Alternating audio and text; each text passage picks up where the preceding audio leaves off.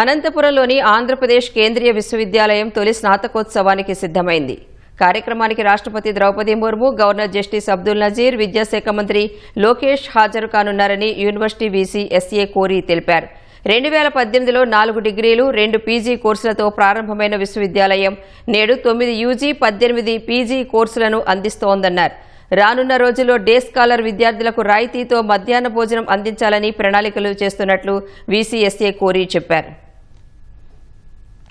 First convocation of the Central University of Andhra Pradesh.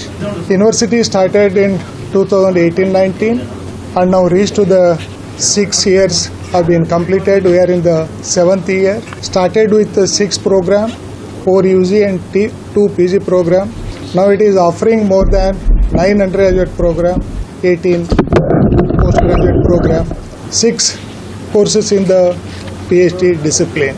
2020 విద్యా సంవత్సరం నుండి 2026 విద్యా సంవత్సరం వరకు ఉత్తీర్ణుల మొత్తం 1268 మంది విద్యార్థులకు విశ్వవిద్యాలయ పట్టాలను ప్రదానం చేయనుంది.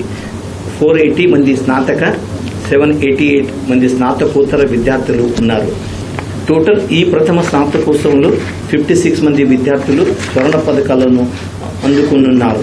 Total number of gold medals is awarding 63, out of which 56 students are receiving the gold medals.